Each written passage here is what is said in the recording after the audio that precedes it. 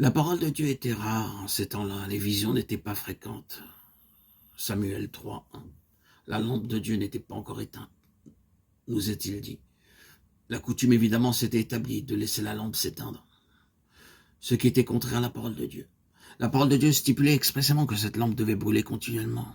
Mais maintenant, personne ne paraît trouver étrange qu'elle s'éteigne. La lampe de Dieu n'était pas encore éteinte.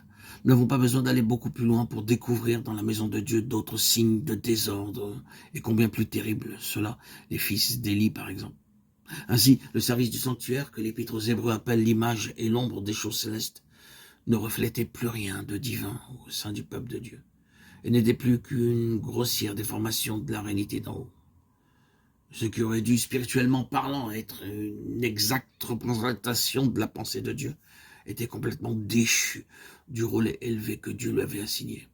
Essayez un peu de mettre ces données-là en parallèle avec les grands chapitres du livre des Chroniques qui nous décrivent l'achèvement du temple et sa dédicace. Voyez la situation au moment où Salomon va présider à cette solennité. Quel contraste, quelle métamorphose. Moralement et spirituellement, quelle distance. La mort a fait place à la vie. Les ténèbres, le désordre, la faiblesse, la honte ont disparu. Tout est lumière maintenant, tout est ordonné, tout parle de puissance et de gloire. Or, c'est là que nous touchons du doigt l'objectif essentiel de la vie de David. Sa carrière est en relation directe avec ces deux ordres de choses.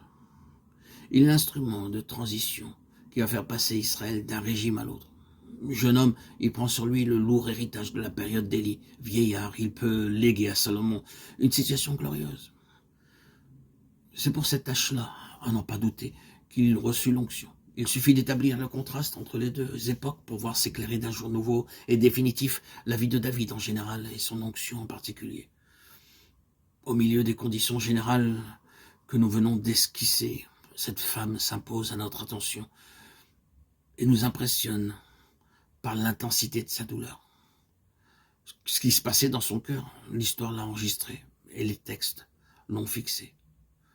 Ce n'était pas simplement la nature en elle qui protestait. Il y avait quelque chose de plus que cela. Son mari avait 2 femmes, c'est vrai, et l'autre avait des enfants, tandis qu'elle, même, n'en avait pas.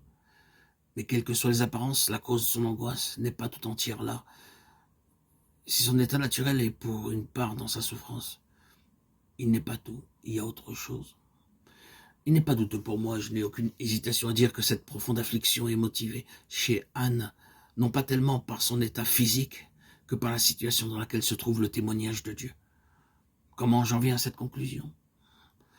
Par le simple examen des faits. Voici une femme qui, sur le plan naturel, est incapable d'avoir des enfants. Et lorsqu'en réponse à la prière, par un acte de Dieu, le plus grand désir de sa vie est satisfait, il se passe plusieurs choses étonnantes. D'abord, il nous est dit qu'elle sevrera son enfant. Nous lisons à propos de Sarah dans la Genèse, lorsque l'enfant fut sevré. Mais il est précisé ici qu'Anne sevra son enfant, et la façon dont la chose est mentionnée trahit de la part d'Anne une détermination de se séparer de lui. Du reste, c'est ce qu'elle fait. Aussitôt après l'avoir sevré, elle le prend, le conduit à la maison de l'Éternel et le laisse là. Comment s'expliquer une telle manière de faire si cette femme a désiré cet enfant pour sa propre satisfaction? Les pensées, les sentiments qui sont naturels au cœur de la femme et de la mère s'insurgent contre la manière de faire d'Anne, à moins qu'il n'y ait tout au fond de son cœur un mobile capable d'imposer silence aux voix de la nature. Comment, après avoir été méprisée pour sa stérilité, après avoir été pendant si longtemps la risée de tous, après avoir subi tant de sarcasme de la part de ses compagnes, elle a maintenant de quoi répondre victorieusement à ses avanies. Elle peut triompher, le cri de son cœur a été entendu, l'espoir de toute sa vie est enfin réalisé. Elle y renoncerait tout aussitôt. On ne peut pas concilier les deux choses, à moins de faire intervenir un autre facteur. Mais cet autre facteur ne peut être que le souci qu'elle a du témoignage de Dieu. Dans ce Fils qui vient de lui être donné par un acte d'en haut, elle entrevoit un avenir plein de promesses, un changement, un renouveau dans la vie spirituelle de son peuple. Il y a eu dans son épreuve prolongée quelque chose d'aigu qui l'a rapproché de Dieu et a mûri en elle le sens des intérêts divins. Et maintenant, aussitôt qu'elle peut se séparer de son fils, elle le donne. Ce qui l'y pousse, ce sont les intérêts de Dieu. C'est son désir de voir un changement dans les conditions lamentables qui l'entourent. Ses pensées gravitent, non pas autour d'elle-même, de sa propre satisfaction, de la joie qu'elle a de se sentir si largement dédommagée de ses souffrances. Non. Sa grande préoccupation, c'est le témoignage du Seigneur. Si nous nous en tenons aux principes spirituels qui sont à l'arrière-plan du récit, nous pouvons dire que la stérilité d'Anne représente une intense, une douloureuse inquiétude pour la cause de Dieu, pour ses intérêts, pour son témoignage, pour l'état spirituel de son peuple.